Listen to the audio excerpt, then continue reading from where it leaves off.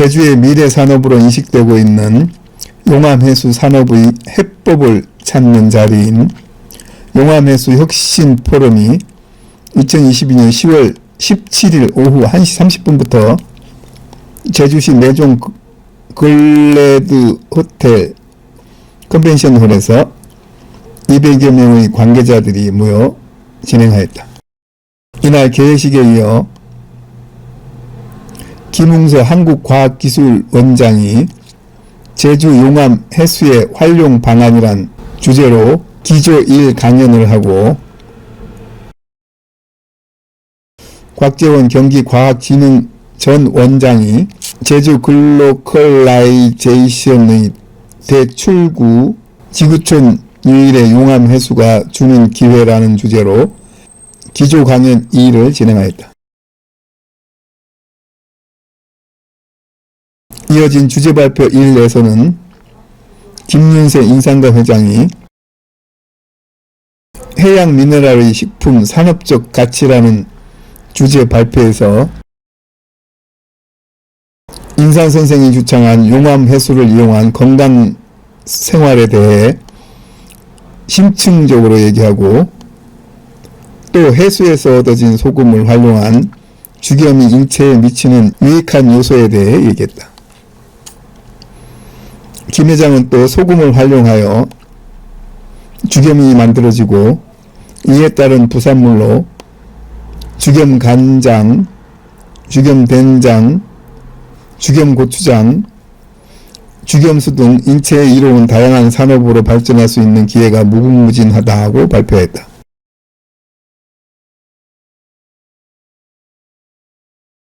이어서 이정일 TP 글로벌 대표는 제주 용암 해수를 활용한 글로벌 바이오 헬스 산업 구축이란 주제 발표를 하고 김기현 충북도 농업기술원 농업연구사는 제주도 토종약용자원 산업화를 위한 고품질 약용 원료 안정 생산 기술이란 주제 발표를 하였다.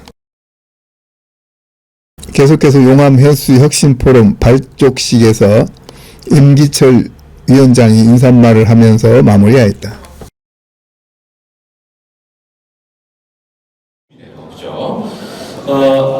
자, 지금부터는요, 용암해수 혁신 포럼의 주제 발표입니다. 첫 번째 순서로 해양 미네랄의 식품 산업적 가치. 아까 저도 미네랄 계속 강조했는데, 미네랄의 가치에 대해서 인산가의 김윤세 회장님께서 발표해 주시겠습니다. 자, 박수로 모십니다.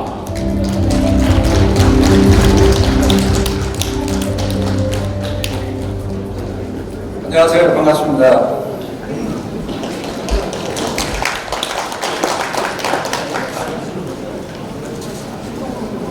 오늘 여기 해양 미네랄, 용암 해수의 산업화 얘기가 나오는데 굉장히 뜻깊은 일이라고 생각을 합니다.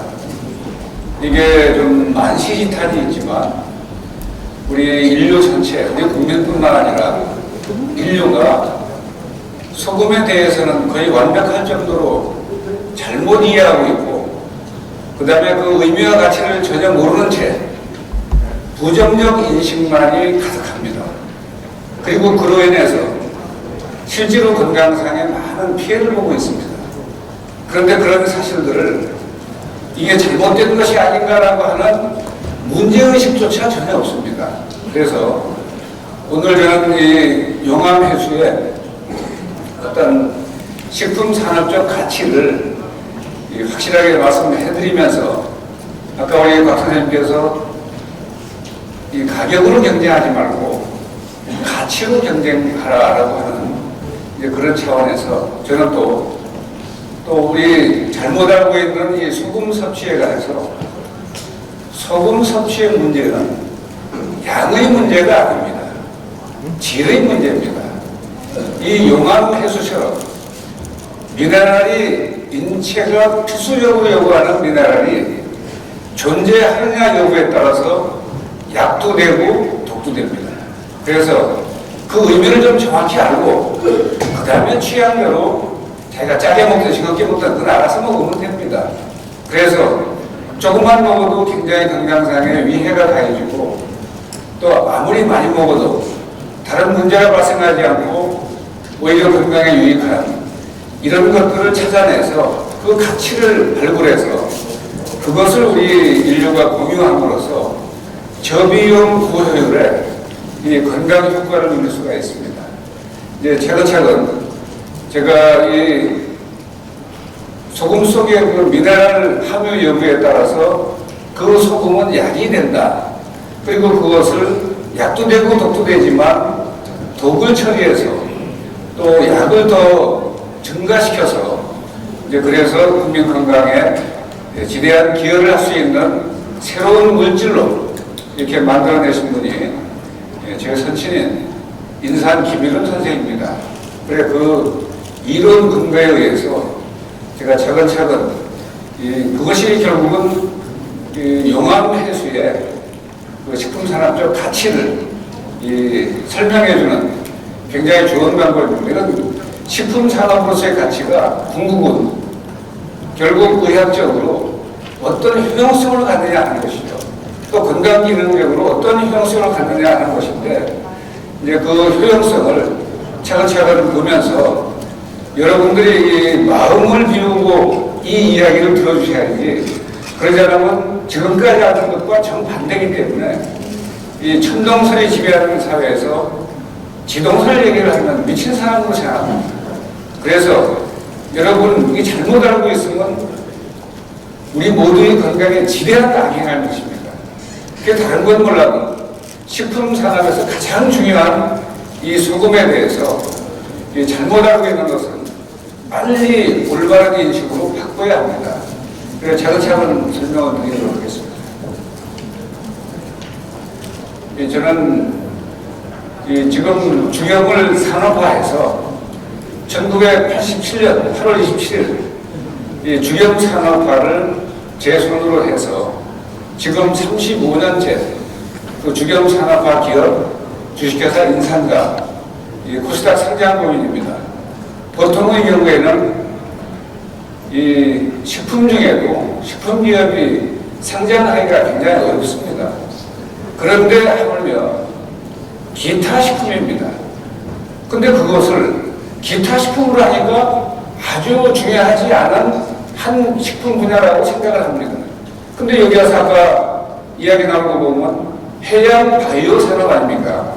그래서 이게 어떤 해양 바이오 차원에서는 굉장히 중요한 것이고 또 소금처럼 가치가 이렇게 낮게 평가돼서 실제 그 내용과는 전혀 다르게 굉장히 낮은 가치로 돼서 예, 지금 돼요, 이제. 천일염 염전을 경영하는 분들을 만나보면 소금값이나 물회값이나 똑같습니다. 이래가지고 뭐 염전노예라고 하는데 정당한 인건비를 주고 사람을 써가지고 소금 20kg 한 포대 보통 6,000원, 7,000원 이 정도 합니다. 그거 가지고는 생존 자체가 불가능합니다. 그래서 그런 소금이 주경 산업이 등장하면서 그 소금을 원료로 했지만 주경은 일반 소금의 1000배 정도 가치를 실제로 저희가 갖고 있습니다. 그 뭐냐면 소금을 저가 경쟁을 어떻게 하겠습니까? 지금도 또 우리 소금보다도 호주에서 생산되는 소금은 훨씬 더 쌉니다. 그래 가격 경쟁으로는 제가 할 수가 없고요. 이 소금이 어떤 가치를 갖고 있느냐 이게 산업화에서 가장 중요한 것이죠. 그래 한번 차근차근 보겠습니다. 저는 본업은 소금 장수라서 그런데 이제 대학에 가서 대체의학과 생명건강과학과 강의도 하고 교수로서 이제 활동을 했습니다만 그래서 다른 그 싱거운 사람들이 어떤 싱거운 얘기를 하든지 저는 뭐 별 관계 안 합니다.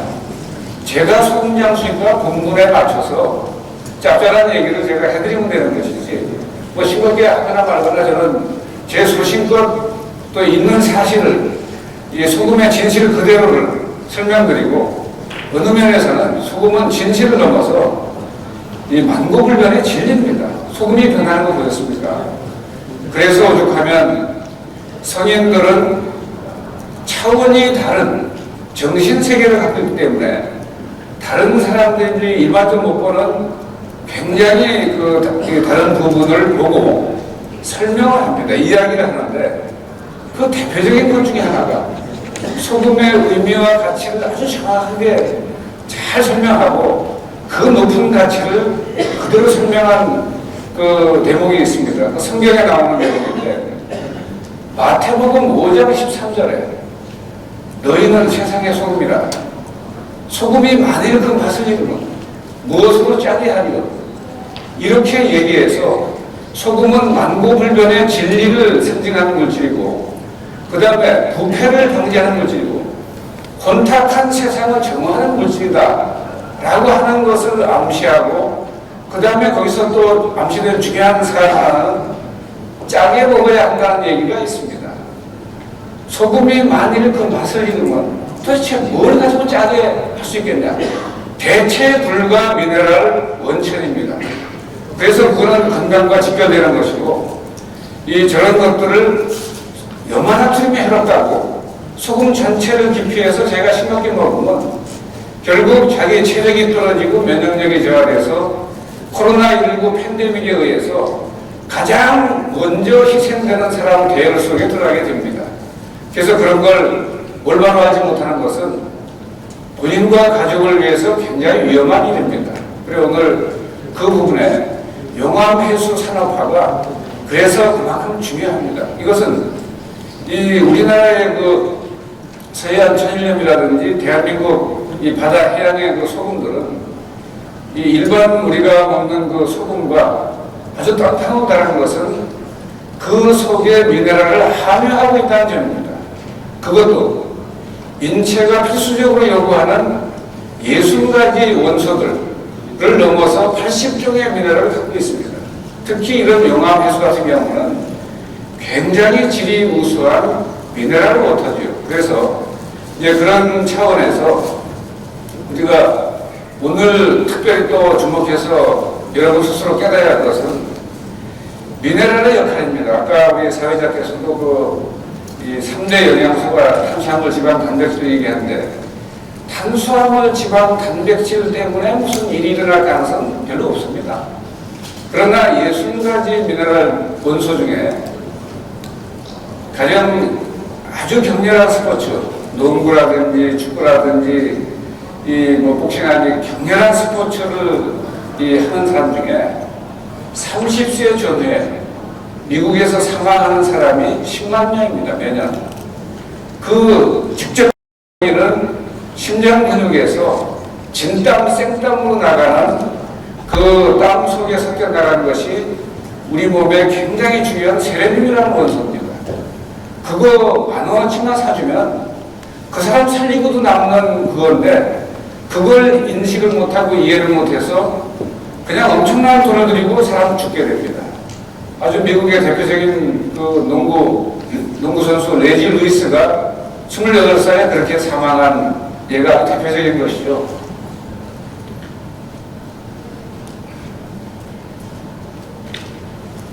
인산 김일은 선생께서 1986년 6월 15일 펴낸 저 신약이라는 책은 천동설의 세상에서 지동설 의도를 제청한 천동설을 지동설로 바꿔서 설명한 분은 1543년 5월 24일 그 책이 나오고 그날 돌아가신 코페르니쿠스입니다. 폴란드의 천문학자. 그가 쓴 책은 천체의 회전에 관해라는 책입니다. 지금까지 우리는 지구를 중심으로 태양과 달과 별이 돌고 있다라고 했던 게 이제 프톨레마이오스 체계 이후에 1500년 동안 의심 없이 오다가 1543년에 천체의 회전에 관해라는 책이 나오면서 태양은 움직인 적이 없고 태양을 중심으로 우리 지구도 자전공전, 달도 별도 돌고 있다라고 하는 지동설이 제시됐습니다.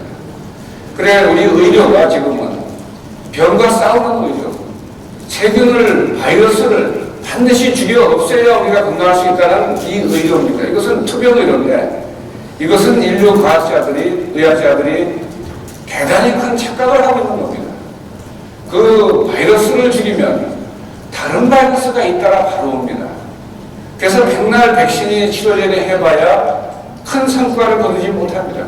필요한 부분은 있지만 그것이 주된 그 정책이어서는 안 됩니다. 거기에 관해서 인산 김일원 선생님께서 제시한 지동설 의료의 핵심은 뭐냐면 우리 면역력을 정상화시켜서 우리 몸 안의 의사가, 몸 안에 100명의 의사가 어떤 바이러스나 세균이나 어떤 병의 원인이라도 문제를 근본적으로 시간 갖고 해결하는, 그래서 이 병마의 문제가 해결되는 이것이 바로 양생의료입니다.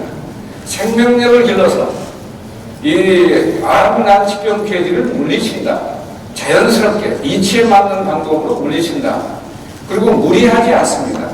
그래 이런 것들이 바로 이 소금이 그 핵심적인 중심에 서 있습니다.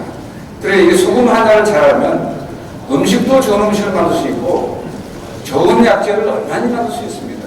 그래 죽염을 응용해서 이제 간장, 된장, 고추장도 만들고 명란젓도 만들고 그다음에 이제 죽염 솔트 코스메틱의 이제 대표적인 이 죽염 화장품이라든지 샴푸라든지 이런 것들을 전부 만드는 이유가 워낙 기능성이 다양하고 광범위하기 때문에 그렇습니다.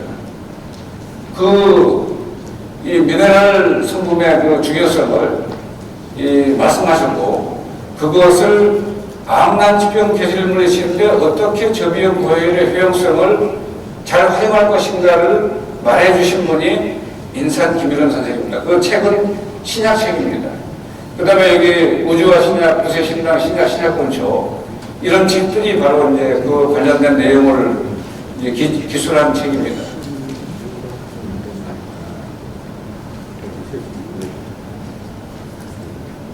이제 사진에 보이시죠? 인산 선생님께서는 인물이 참 좋으신데 저희도 맨날 아버님 옆에 있으면 그냥 이주일 비슷해가지고 그냥 못생겨서 죄송합니다 이렇게. 근데 털보 부자라고 또 보더라고요. 1987년에 이제 저 책에 의해서 이 죽염을 산업화하면서 이제 저희 주식회사 인산가가 그때 태동이 됐고 지금 그 기업이 설립된 지 딱 30년 됐어요. 35년 됐습니다. 인산 선생의 의학 이론은 문제를 근본적으로 해결하는 이 노자 도덕경의 무의자연 사상과 같습니다.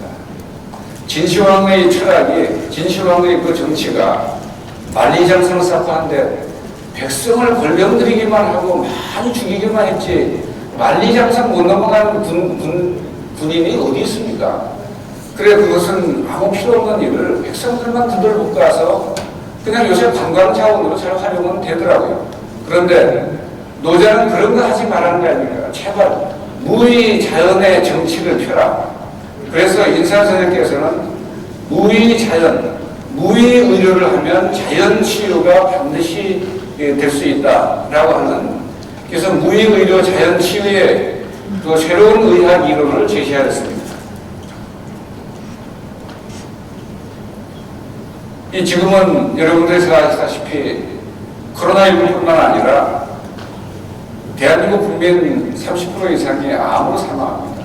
그 다음에 또 30%가 넘는 사람이 심혈과 뇌혈관 질환으로 사망하고 그 다음에 코로나 팬데믹으로 죽은 사람도 굉장히 많습니다. 그 사람은 코로나 바이러스가 죽인 건 사실이지만 더 중요한 원인은 임진왜란 때 풍신수길 도요토미 히데요시가 쳐들어와서 임진왜란이 일어났다 하지만 그때 도요토미 히데요시가 안 쳐들어왔으면 중국에서도 들어왔을 겁니다. 왜? 일곱 선생께서 그걸 예측하셔서 10만 양병설을 했는데 평화로운 세상에 왜 민심을 혼란 요동치게 하는 이런 일을 하겠나 라고 알아듣지 못하고 안 했기 때문에 우리 국방력이 행편이 없었습니다. 그러면서 또 뭐 이당 저당 해가지고 이 뭐 세계마적인 쓸데없는 논쟁을 하다가 그때 조선왕조가 완전히 그냥 전멸할 뻔했는데 그리고 엄청나게 많은 사람들이 피를 흘리고 죽어갔습니다. 이런 전쟁이 정말 도요토미 히데요시만 원흉으로 치고 그 사람만 태어나지 않았으면 전쟁이 없었겠나? 그렇지 않습니다.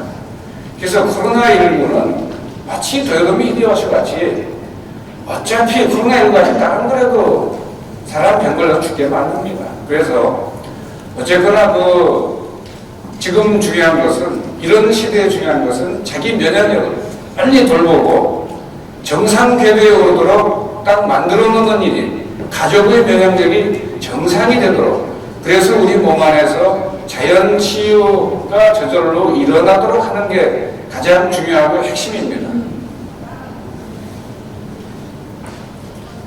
근데 의학이 됐든 소금이 됐든 식품이 됐든 거꾸로 알고 있는 게 굉장히 많거든요. 그거 우리 건강에, 우리 생명에, 명대로 사는 이런 데 도움이 되지 않습니다.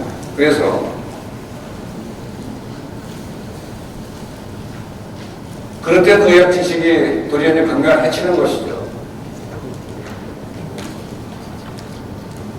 그럼에도 불구하고 이 서양 의학을 전공한 많은 의사들 중에 모든 걸 떠나서 참 의료만을 목숨 걸고 부르짖은 참 훌륭한 의사들이 있습니다. 일본 사람도 대부분 우리가 보기도 싫은데, 그러나 이런 의사들은 정말 훌륭한, 인류에 정말 큰 상을 줘야 할 그런 의사들인데, 곤도 마코토라는 의사입니다. 의사에게 살아가지 않는 47가지 방법. 여기에서 다 혈압 130은 위험수치가 아니다, 암이 주기 발견은 행운이 아니다, 암 오지 사람 잡는다, 한 번의 CT 촬영으로도 발암 위험이 있다. 그 다음에 또 제가 소속 당은 민주당도 아니고 국민의당도 아니고 주당입니다. 그래서 아주 반가운 얘기 하더라고요. 29번째, 술 알고 마시면 약이 된다. 그래, 이따 저녁 때는 꼭 술 알고 좀 많이 드시면 좋겠습니다. 그 다음에 더 싱거운 얘기를 안 하고, 이 의사가 염분이 고혈압에 나쁘다는 것은 거짓이다. 전 명명백백한 얘기인데도 우리가 믿음이 안 갑니다. 그래서 여러분이 꼭 한번 참고해 보시면 좋겠고요. 그 다음에 우리 몸에 염분을 적게 섭취해서 염분 부족 상태가 되면요, 체온이 점점 떨어지게 됩니다. 언제 그것을 정확히 알 수 있냐면, 땡볕 아래 지리산 종주를 하다 보면 보통 11대시간씩 걸어야 되니까 7시간이 넘는데 계속 물만 먹고 가지 않습니까? 염분의 혈액 농도가 툭 떨어집니다. 그러면 바로 오는 게 뭐냐면 염분 부족에 의한 탈수에 의한 탈진이 옵니다. 그 다음에 저체온이 오면서 눈도 뒤집히고 호흡곤란이 오면서 그 자리에서 사망합니다. 이런 일들이 바로 염분 부족에 의한 것이고, 염분 부족이라고 하는 통칭한 것이고, 우리 몸의 주요 미네랄이 결핍이 된 상태가 되기 때문에 이런 것이 옵니다. 그래서 체온 1도가 내 몸을 살린다죠. 이시하라 유미라고 하는 그 자연의학계의 최고 권위자, 체온 1도 올리면 면역력 5배 높아진다. 그런데 우리 인류가 지금 하는 일은 자기 체온을 떨기 위해서 온갖 노력을 다 합니다. 냉장고 음식에다가 조금만 더 에어컨을 또 엄청 세게 틀고, 또 제일 찬 음식만 골라 먹고, 물도 찬물만 벌컥벌컥 마시고 아침면으로 이래가지고 소주를 먹어도 결국은 냉기만 남습니다. 냉하고 승만. 왜냐하면 알코올의 더운 성분은 바로 증발해버리기 때문에. 그래서 그런 것들을 좀 요령껏 해야 되는데, 자기 체온을 떨구면, 체온이 36.5도 이하로 떨어지면요, 무지무지하게 위험해지기 시작합니다. 암세포는 체온이 0.1도라고 떨어지면 급증하기 시작합니다. 그래서 체온을 유지하는 게 좋은데, 체온 유지의 필수 조건이 충분한 염분입니다. 그런데 염분으로 통칭된 우리 미네랄이 충분하게 있어야 할 60가지 미네랄이 다 골고루 제대로 있으면 저런 저체온증에 의한 사망 위험이 해결되는 것이죠. 또 마스모토 미스마사라고 하는 올해 80 나이의 의사입니다. 뭐 얼마나 정확한 얘기했습니까? 고혈압은 병이 아니다. 그런데 저거를 고혈압은 병이 아니다라고 하는데 병이 아닐 리가 있나? 지금 건강검진에서 여러분 한 145, 150 나오면 뭐라고 합니까? 혈압약 드세요. 바로 이렇게 권유합니다. 그런데 세계보건기구가 그 혈압 기준을 제시한 것이 인체도 맞지 않고 20대 젊은이하고 80 노인하고 혈압 기준 다릅니까? 120에 맞춰놨습니다. 그럼 과거에는 160, 150 이랬습니다. 그거 왜 나섰습니까? 과학적인, 의학적인 근거가 있습니까? 근거라기보다는 10을 낮추면 혈압약을 처방받는 사람이 즉시 1000만 명 늘어납니다. 그래서 제약회사는 20년간에 5배 매출이 늘었습니다. 이걸 조사한 이 의사가 마스모토 미스마사라는 의사입니다. 그런데 우리는 고혈압은 병이라고 생각하잖아요. 병적 고혈압이 있는 건 사실이에요. 고혈압은 혈압이 높다는 뜻이지 병이 아닙니다. 자, 8년 동안 50일이나 더 치는 기준치, 또 혈압약 먹으면 혈압이 낮습니까? 혈압이 낮지 않는데 혈압약이라고 그래요. 혈압치료약이라고 합니다. 죽을 때까지 먹어야 하느냐? 5배나 뛴 혈압약 매출. 혈압약은 뇌경색 발병을 배가시킨다. 우리가 알고 있는 거하고 좀 반대 같지 않습니까? 혈압이 180이어도 괜찮아.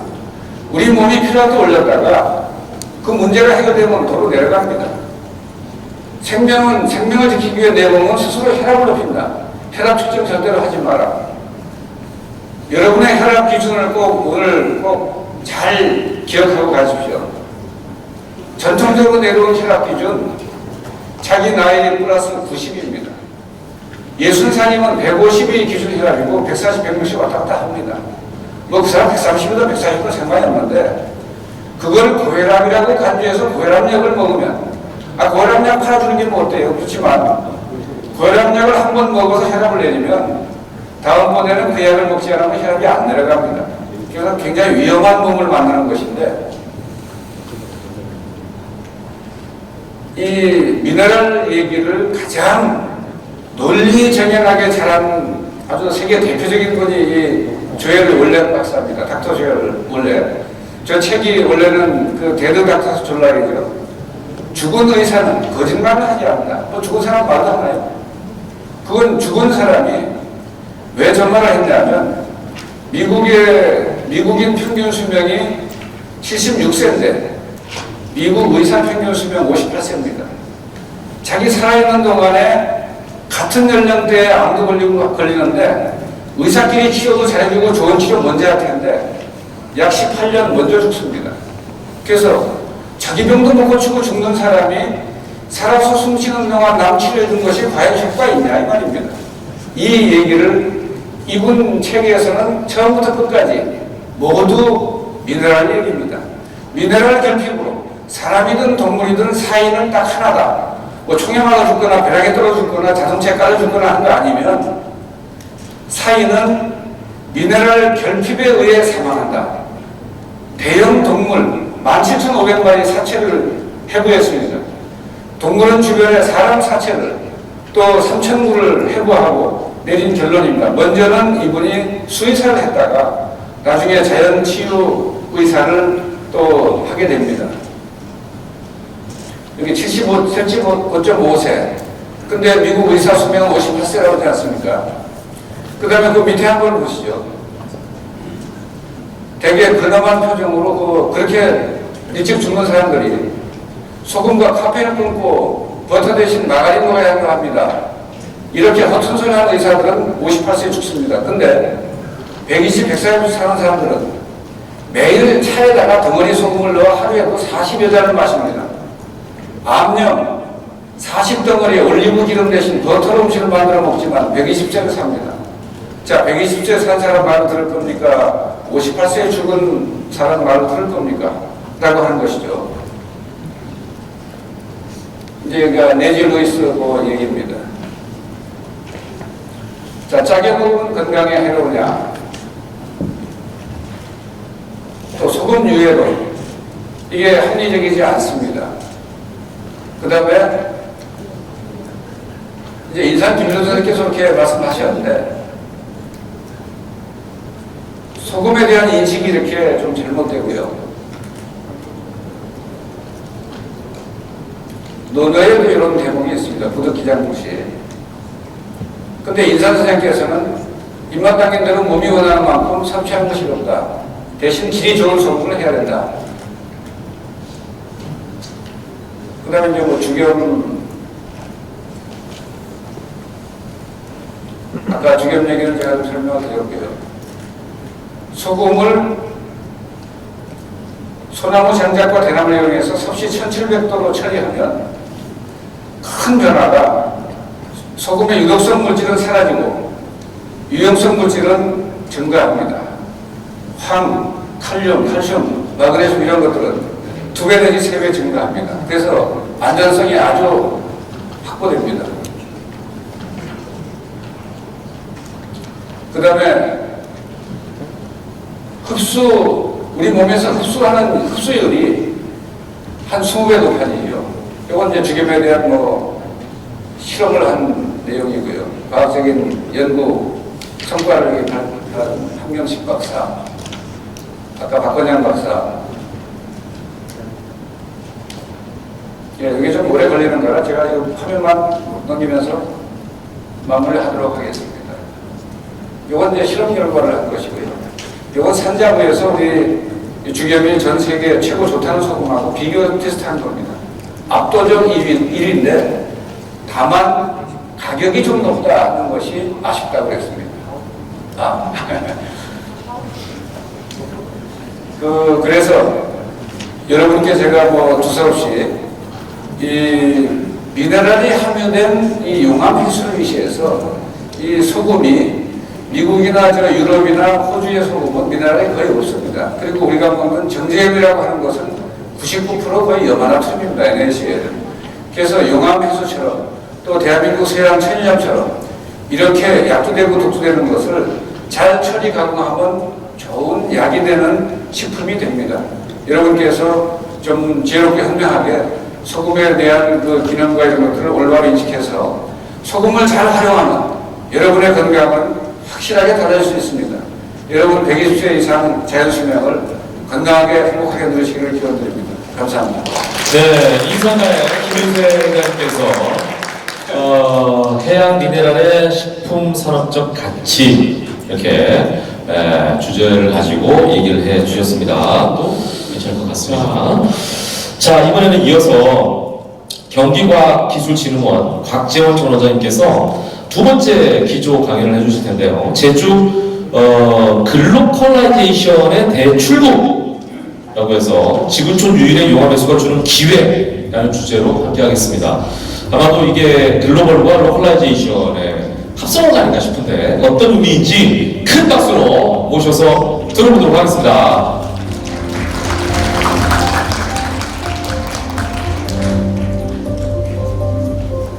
네, 안녕하십니까. 지금 방금 소개받은 박지원입니다. 지금 프로필은 전 이렇게 되는데 사실 그 앞에 저는 제가 중앙 일간지에서 30년 동안 경제 기자를 오랫동안 했습니다. 지금도 계속해서 칼럼을 쓰고 있기 때문에 저는 어떤 의미에서는 저널리스트라고 할 수 있습니다. 그래서 오늘 말씀도 사실 여러분들이 전문용어로 말씀하셨는데 저는 조금 저널리스트하게 좀 접근해 볼까 합니다. 비행기를 타고 오는데 제가 오늘 아침에 일찍 올라오다가 근데 예약된 비행기를 놓쳤어요. 그래서 몇 시간을 김포공항에서 앉아 있었는데 그 앉아 있으면서 전부 제주 가는 사람들인데 무슨 얘기를 하나 이렇게 들어봤습니다. 그랬더니 전부 다 거의 다가 젊은 사람들이 어느 카페에 가서 뭘 마실까 또 저녁에는 뭘 먹을까가 메인 그 테마였었어요. 비행기 타고 오는 내내 내릴 때도 이 사람들 또 그 얘기를 하거든요. 그래서 어떤 젊은 친구한테 물어봤어요. 제가 혹시 그 학생들이 많았어요. 지금 이 가을에 좀 거의 대부분이 지금 수학여행 학생들인데 학생들한테 몇 사람한테 물어봤어요. 이 용암의 수를 들어봤냐 했더니 그 용암에 그 파도가 치고 하는데 그게 굉장히 그 멋있어요. 그 사진 찍기 좋아요. 이렇게 얘기하는 거예요. 그래서 용암에서란 말을 아직 모르는구나. 그래서 그런 생각을 해봤어요. 세상에서 가장 좋은 직장은 자기가 명함을 내밀었을 때 상대방이 물어보지 않는 게 가장 좋은 직장이에요. 명함 내밀었는데 너 여기서 뭐하니? 그럼 벌써 그 직장을 모른다는 뜻이거든요. 마찬가지로 용암에서 우리가 물어봤을 때 그걸 아는 사람이 없어요. 마찬가지로 저도 오늘 강의에 앞서갖고 한 달 가까이 용암에서에 대해서 쭉 찾아봤는데 특별한 그 페이퍼도 안 나와 있고 제주대학에서 몇 분 발표하신 거 또 몇 분 어느 학계에서 말씀하신 그 내용들인데 여전히 그 세계적인 논문으로 가기에는 좀 미흡하고 양도 부족하고 그런가 하면은 영어의 그 제대로 된 명칭도 용암에서가 잘 발견이 안 되고 있어요. 그래서 이런 걸 봤을 때 오히려 그렇다고 한다면 아까 여러분들이 말씀하셨지만 누차 강조하시는 전문가들이 용암에서의 말을 그렇다고 한다면 이제 시작이다. 그러면 이거는 어떻게 시작해야 되느냐? 어차피 글로벌 상품으로 가야 되는데 제주도가 오래간만에 발견한 이 좋은 상품 같아요. 이 콘텐츠도 있고 그래서 이거를 only one, only for me 라고 하는 개념을 갖고 한다면은 용암회수가 승부를 걸만하다. 그렇기 때문에 비록 이렇게 좀 작은 거지만 우리 성경에서 나와 있듯이 시작은 미미에서나 결국 창대하리라 이런 얘기 듣습니다만 오늘 그런 꿈을 갖고 한번 용암회수에 대해서 말씀드리고 싶고 그리고 저도 그 생각이 로컬라이즈의 생각보다는 이렇게 좀 글로벌라이제이션하고 한편으로는 세계화로 가고 한편으로는 지역 창생으로 가는 이런 두 가지의 그 트랙으로서 우리가 잡아쳐야 되지 않느냐 이런 생각을 해봅니다. 2003년에 그러니까 2000년 들어오면서 세계화라는 얘기가 글로벌라이제이션 얘기가 많이 나왔어요.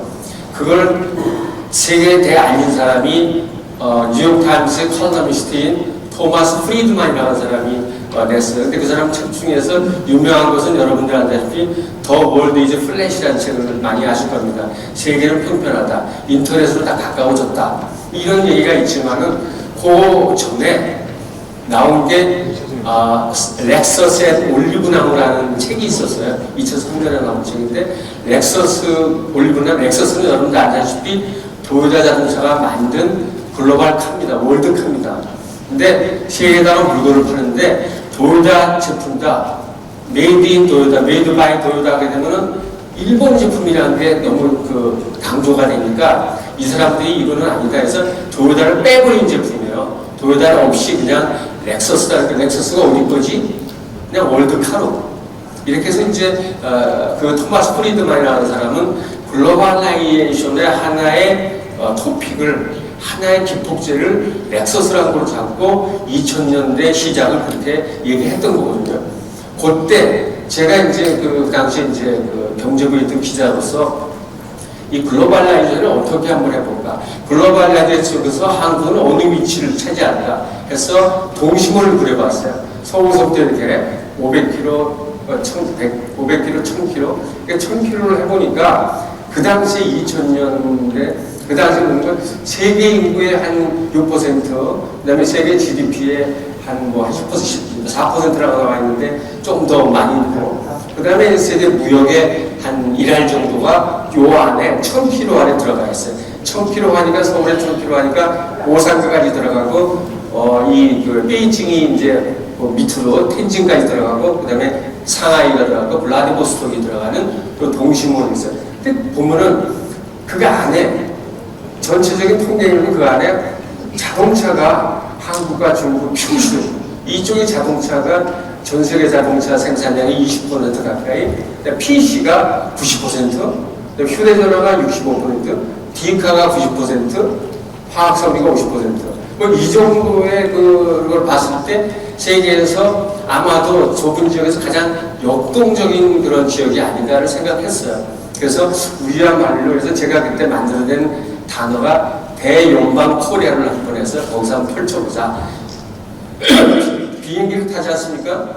인천공항에서 비행기 타게 1시간 조금 넘어가고 보통 비행기 타갖고 한 800km, 시속 800km, 900km인데 하게 되면은 1시간 조금 넘으면 이 전체가 다 커버가 되는 그 정도로 이렇게 사실은 항공기로 봐서는 이런 이거로 봐서는 좁은 영역 속에서 세계에서 가장 다이내믹한 지역으로서 있다. 이걸 갖다가 요즘 거로 다시 한번 살짝 해봅니다. 그래서 제주도를 한번 뒤로 봤어요. 했더니 지금 아래쪽이 동남아시아 쪽이 엄청 커지지 않습니까?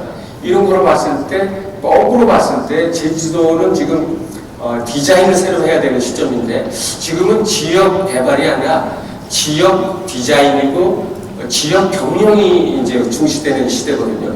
그런 점에서 디자인이 굉장히 중요한데 이거를 다시 한번 500km, 1000km, 1500km를 해봤더니 새로운 시간이 열리는 거예요. 그래서 제주도 디자인의 원점은 확장 밑으로 이렇게 해서 역으로 보고 그 다음에 역발상 위에서부터 내려다보는 아래까지 보는 그래서 거꾸로 보면서 널리 보는 이러한 그 시각을 갖는 게 좋지 않느냐. 실제로 보면은 현재 저 안에 1500km 이 안에 들어가게 되면 세계 인구가 지금 79억인데 그 중에서 10%가 이 안에 들어가 있어요. 그 다음에 보십시오. 여기에 그 반도체니 지금 반도체 TMC라고 하는 세계 1위 반도체 삼성을 넘어가는 1위 반도체가 지금 큐슈에 들어가고 있습니다. 지금 거기 짓고 있어요. 지금 시작했습니다. 엊그저께. 자, 그렇지. 그 다음에 이제 베이징으로 해서 이 동부 지역에 이거 어마어마한 중국의 어떤 공장들이 그 자리하고 있지 않습니까? 그 다음에 일본은 적어도 이 큐슈와 오사카까지 일본 제조업의 중심이라고 하는 그 지역까지 커버하고 있습니다. 이거를 봤을 때 엄청난 지금 오히려 그때보다 20년이 지금이 훨씬 더 다이나믹하다. 또 하나는 미국과 중국 간의 이런 그 기술 테크노 헤게모니 전쟁이 펼쳐지고 무역 전쟁이 펼쳐지는 가운데서 가장 중시되는 게 서플라이 체인이 아닌가? 글로벌 서플라이 체인의 만남이 여기서 이루어지고 끊어짐이 여기서 이루어지고 있습니다. 미중 간의 마찰. 그렇다고 한다면은 이 제주도를 놓고 봤을 때, 제주도를 중심으로 놓고 봤을 때 글로벌 서플라이 체인의 만남과 끊어짐의 접점이 여기 있는 게 아닌가 이러한 의미도 부여할 수 있다고 볼 수 있습니다.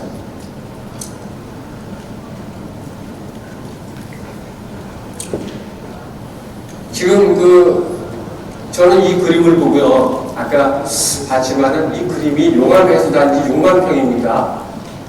19만 7천 제곱미터, 6만 보통 대학 캠퍼스가 웬만한 제주대학은 얼지 모르겠지만 보통 4년제 대학 캠퍼스는 한 20만 평으로 굉장히 적정 규모로 봐요. 그 다음에 여러분들이 잘 아시는 판교 테크노밸리가 20만 평입니다. 거기에 한 2,000개 정도 기업이 들어가 있고 한데 그 안에서 한 200조 원 정도의 매출을 내는 게 이제 판교고 일하는 사람이 한 7만 명 정도 됩니다.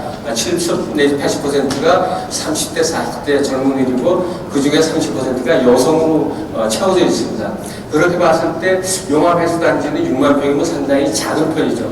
그렇지만 여기서 우리가 봤을 때 아까 말씀드렸듯이 only one, only for me, 나에게 가장 적합한 콘텐트 하드웨어 앤 소프트웨어 콘텐츠가 있을 수 있고 또 제주만이 갖고 있는 올리완 이런 것을 봤을 때 제주 글로컬라이제이션의 기폭제가 될 수 있지 않느냐. 사실 알고 보면 제주도가 내세울 수 있는 글로벌 상품이 거의 없지 않습니까? 그리고 인바운드 수출한다 하더라도 인바운드 수출해서 외국 사람들이 얼마나 와서 돈을 떨어뜨리고 합니다. 우리가 많은 열심히 몸으로 떼어서 하지만은 모니타이제이션 돈으로 만들 수 있고 그 사람들 떨어뜨리고 한 돈은 그렇게 많지 않습니다. 부가가치가 굉장히 낮거든요. 인류의 어떤 관광지라고 하기가 어렵습니다. 상품도 없고 그런 차원에서 봤을 때 이 용암해수단지 6만 평이 주는 하나의 기폭제로서는 대단할 것이다 이렇게 보는 거죠. 그래서 저는 이거를 하나의 제주 웰니스 파크의 하나의 중심지로서 한번 의미를 부여하는 게 어떻겠느냐 이렇게 생각합니다. 그래서 봤을 때 이걸 웰니스를 주제로 이렇게 이제 글로벌 브랜드 마케팅하는 아까 전문가들이 말씀하셨지만 이렇게 여러 가지로 뭐 브랜드 마케팅은 전문가들이 하고 있습니다만 여기서 우리가 볼 수 있는 거는 인바운드 마케팅이 중요해요. 인바운드 마케팅은 뭐냐면 외국 사람들이 여기 와야 되는 인바운드 수출을 해야 돼. 어저께 지금 저기 부산에서 BTS가 공연을 하지 않습니까? 많이 오지는 않았지만은 몇 사람 왔어요. 지금 팬데믹도 아직까지 있고 아직까지 문이 안 열렸기 때문에 많은 사람들이 오지 않았지만은 실제로 지금 온라인 통해 갖고 4,900만이 지금 억세스를 했어요. 오픈시키는 바람에 거의 한국의 남한의 인구 전체가 온라인에 접한 거라서 다운로드된 막 했는데 만약에 BTS 그런 데가 BTS가 공연장을 멋있는 공연장을 한번 가져본다고 생각했어요. 그러면 아미뿐만 아니라 전 세계 아미들이 모여들지 않겠어요? 이것이 인바운드 수출인 거죠. 우리는 인바운드 수출이 굉장히 약해요. 그냥 왔다 가고 우리끼리 오고 일본이 지금 엊그저께서부터 자기네 지역 활성화시키기 위해서 관광을 활성화시키기 위해서 한국 돈으로 10몇만 원씩 거저줘요. 간다고 했을 때 이렇게 된다 하더라도 그렇게 전망이 맞진 않아요. 왜냐하면 자기 식구들 돈 모아주고 자기 식구들끼리 노는 거기 때문에. 그렇다고 한다면은 인바운드 수출을 어떻게 할 것인가? 저는 그걸 중시 여기는데 여기서 인바운드 마케팅을 놓고 브랜드를 어떻게 할 것인지. 그 다음에 여기에 대한 제주시와 관과 공 이런 데가 다 어울려서는 어떤 권한을 부여해서 어떻게 규제를 풀 것인지 이런 권한에 관한 문제. 그 다음에 이제 이런 여러 가지 사회적 잠재를 그러니까 이런 콘텐츠라든가 제주가 갖고 있는 문화라든가 이런 걸 갖다가 어떻게 여기다 접목시킬 것인지. 그래서 제주의 CX, Culture Transformation 이 컬처 변화를 문화 전환을 어떻게 할 것인가 굉장히 중요하다는 거예요. 또 하나는 커뮤니티. 이 커뮤니티가 이게 도움이 되지 않으면 커뮤니티가 같이 공감하거나 같이 들어오지 않으면 그게 안 되거든요. 그래서 이런 네 가지의 어떤 그런 요소를 놓고 인바운드 마케팅을 했을 때 웨일리스를 주제로 한 제주의 글로벌 브랜드 마케팅이 가능하지 않을까 이렇게 생각합니다.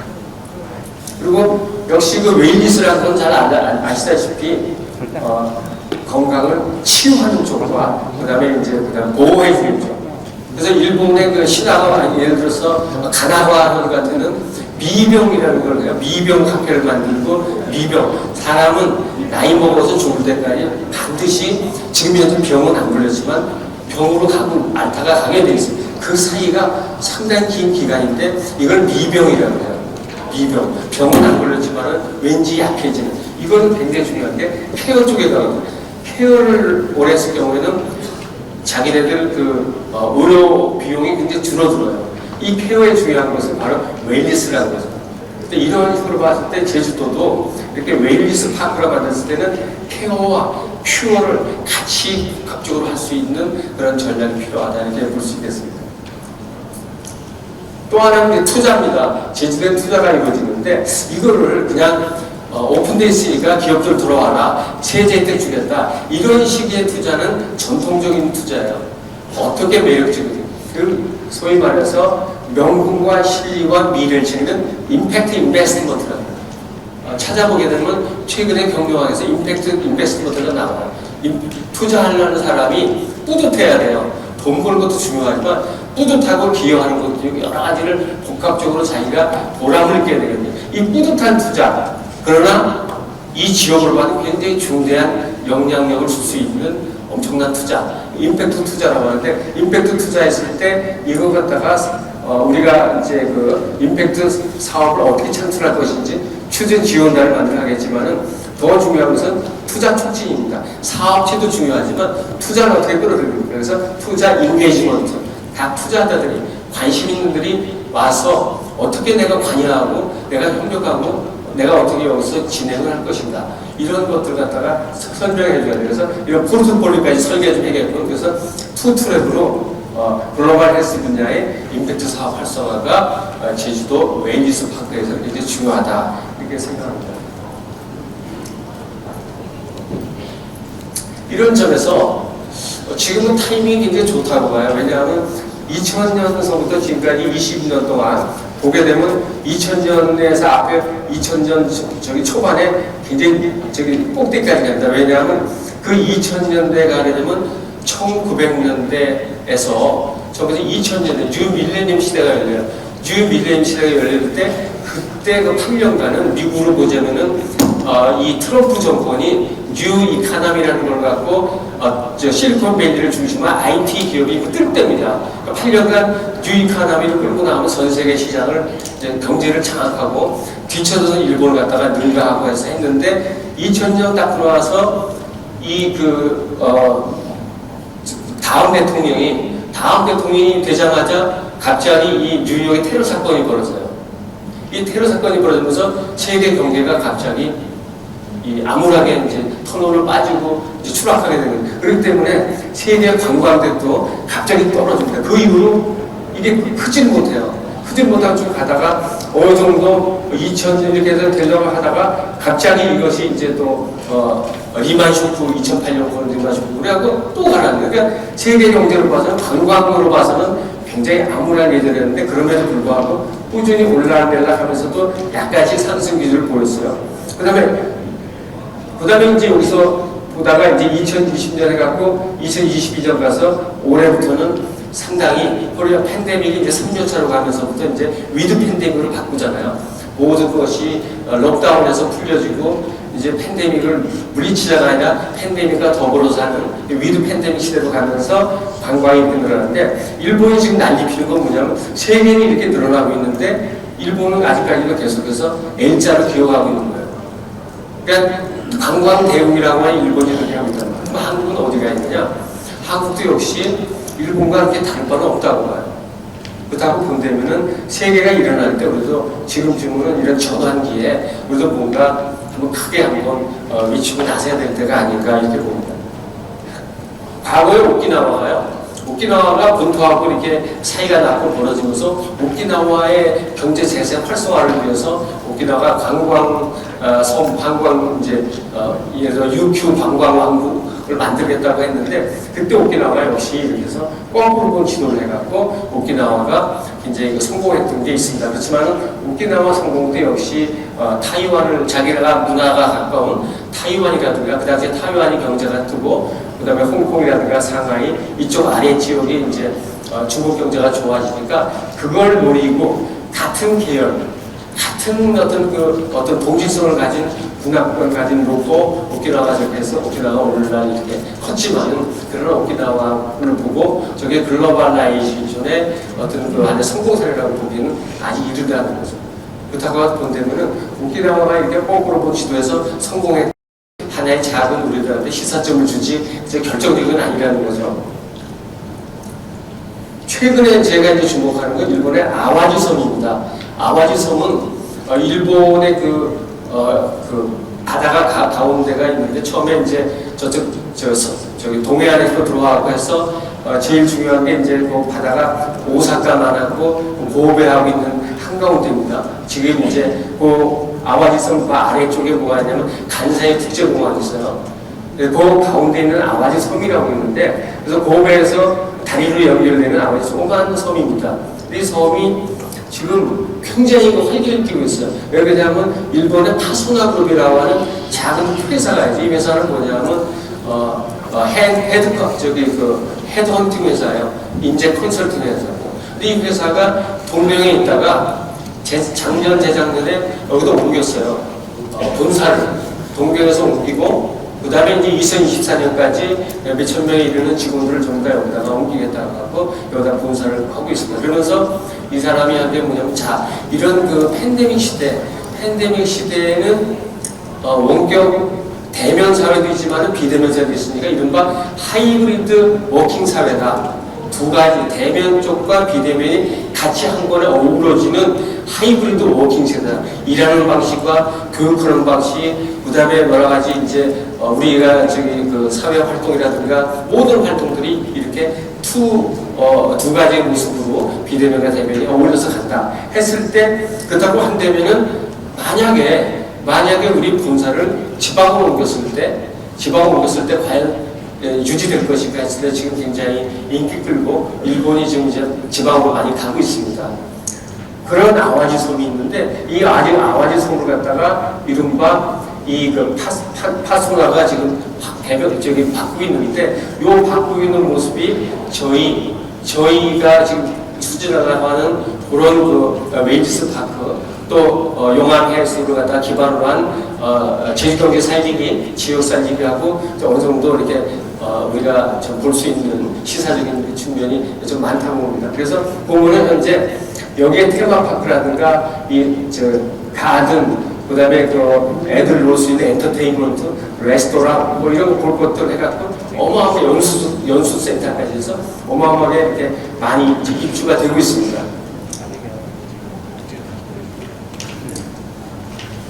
보게 되면 조금 더 하게 되면 그리고 또 하나는 이제 여기서 또 다른 그림이 똑같은 지도지만 또 하나가 뭐냐면 일본의 와큐가 유명하지 않습니까? 일본의 소고기가 맛있다고 하지 않습니까? 그 와큐가 제일 유명한 데가 고베예요. 그 고베랑 여기랑 다리 하나거든요.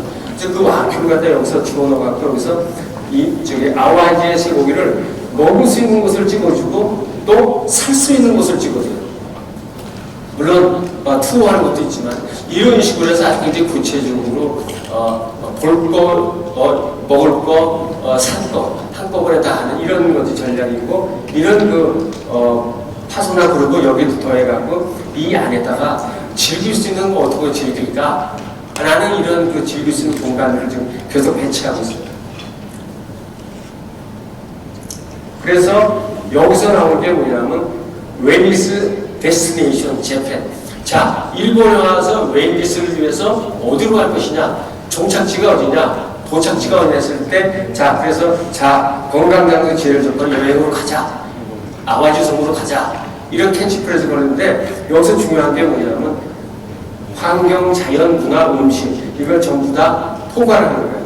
그래서 건강과 장수와 세계화를 결부시켜서 하는데 반드시 여기서 감성만 타치하는 게 아니라 증거 기반인 학술이 참가가 돼요. 특히 우리가 용암 해수를 얘기했을 때 용암 해수가 뭐가 다르냐? 그것이 얼마큼 신뢰성을 갖고 있느냐? 이런 것들 학술적으로 검증해주고 실제로 많은 걸 실험으로 나와줘야 되거든요.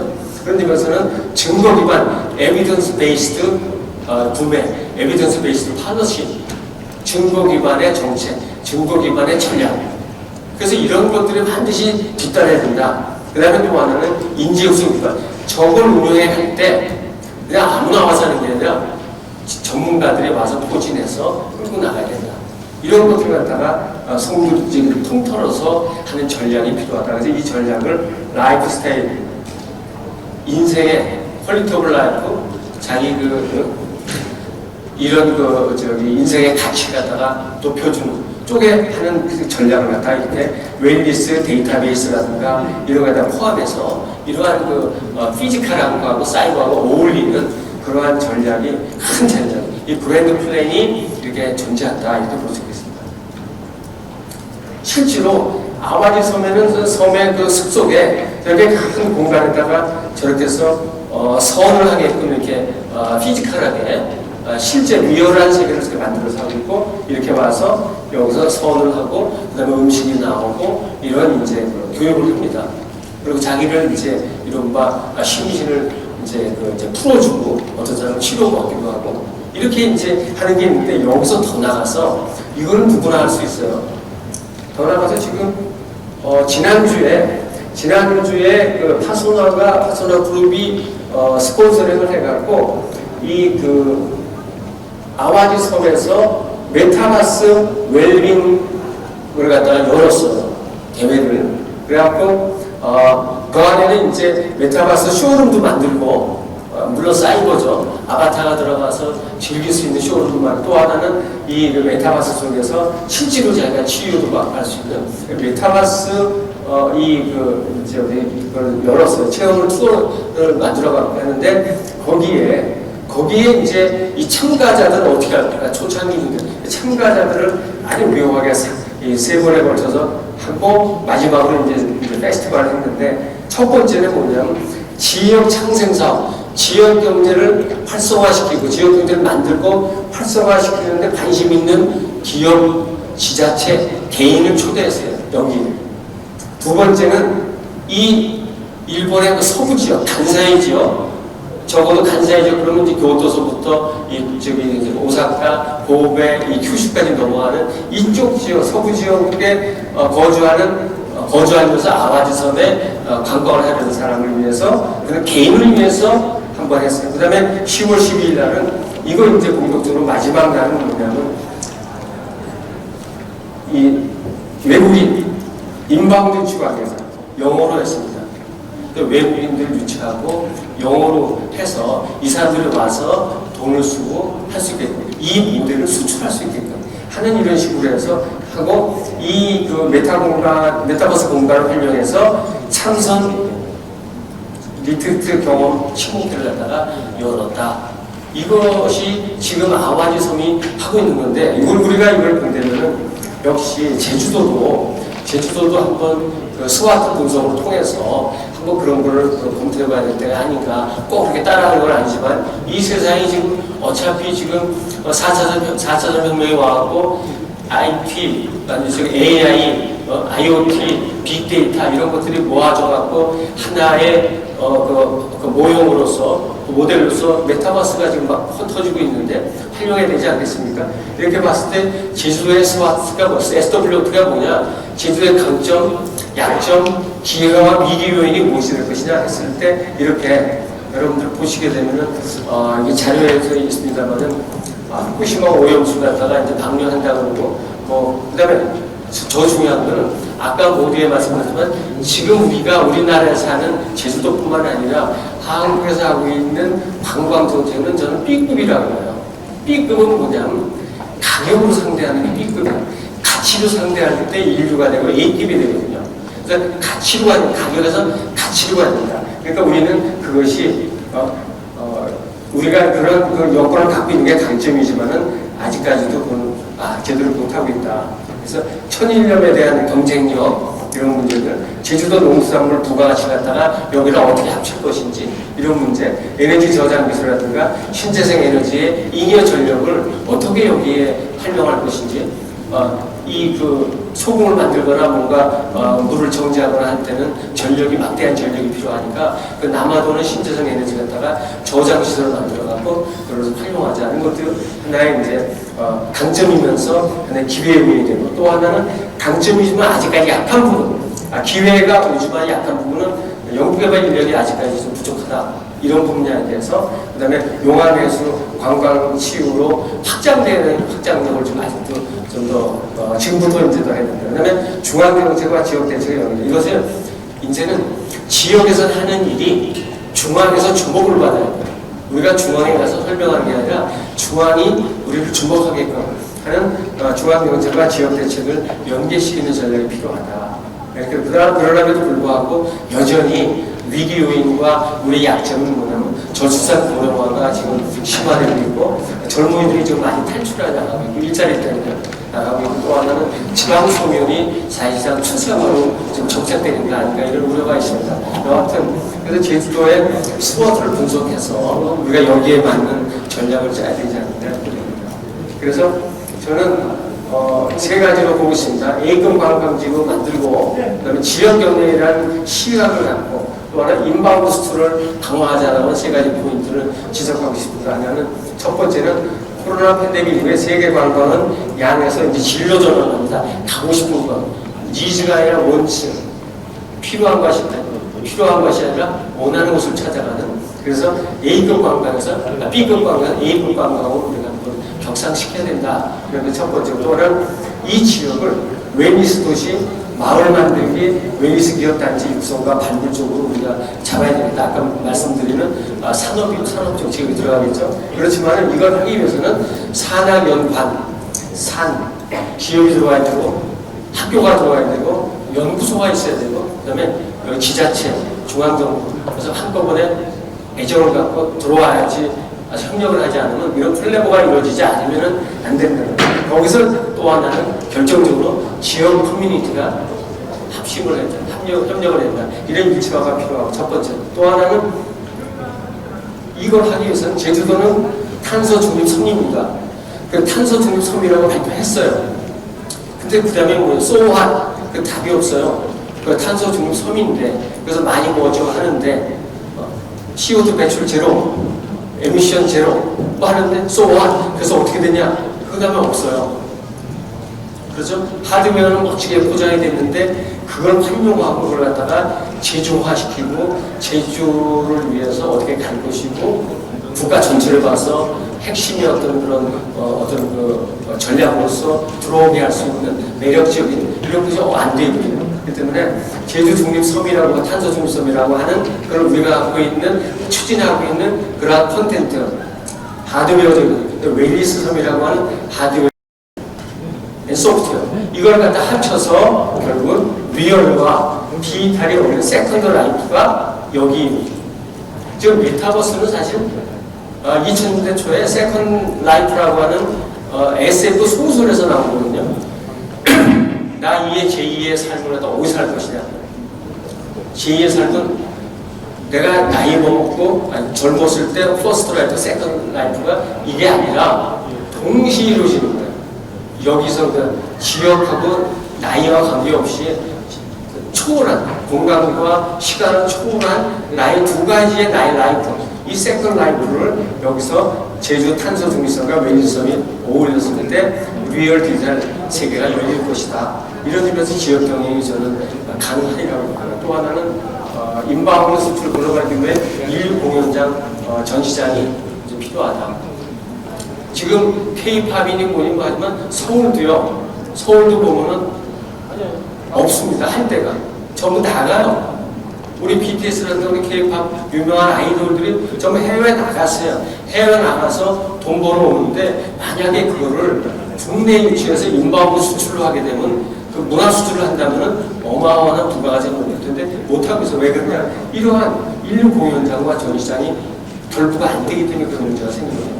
그렇다고 한다면 제주도가 이렇게 이러한 새로운 올리폼이 할 수 있는 새로운 상품이 갖다 브랜드화 시켜서 할 수 있는 좋은 여건이 만들어질 때 이것이 인바운드들이 된다면 얼마나 활성화되겠습니까? 그래서 저는 세 가지의 전략이 지금 제주도에는 필요하다. 특히 이번에 우리가 용암해수 산업 전략을 통해서 그런 기반을 해서 해보자. 이렇게 됩니다. 그래서 지금 제주도 구글 맵을 보잖아요.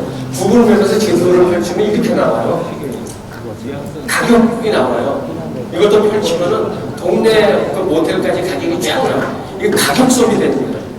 그래서 그걸 찾아가요. 물론 뭐 그럴 수 있죠. 그러나 그 지도 옆에 가격 지도가 있으면 가치 지도가 있고 얼마나 좋겠습니까? 그러니까 구글에다 올렸습니다.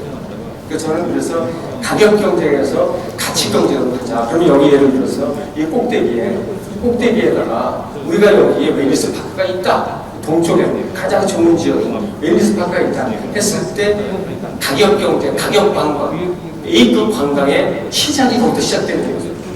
그래서 저는 이 지금 특히 중요한 것은 제주도가 이번 이걸 통해서 용암해수 혁신 포럼을 통해서 가격 경쟁을 가치 경쟁에서 가격 경쟁으로 가는 하나의 단초가 되는 게 어떻게 된다 생각합니다.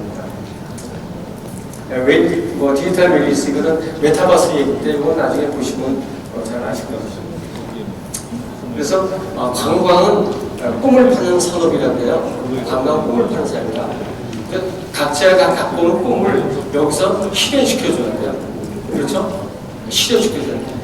제주도가 아니면 유명한 관광지가 착용 문화가 되면 안 돼요. 잠깐 그 동네 경치를 빌려 쓰고 가는 그런 단순한 착용 문화를 갖다가 팔면 안 되고 빌려 쓰는 경치를 빌려 쓰는 게 아니라 이제는 꿈을 팔아야 되는데 그런 꿈을 웨일리스 파크에서 우리가 펼쳐보자. 제주도가 문화혁명을 일으키시기가 도래한 게 아니냐 저는 이렇게 감히 말씀드릴 수 있습니다. 마치겠습니다.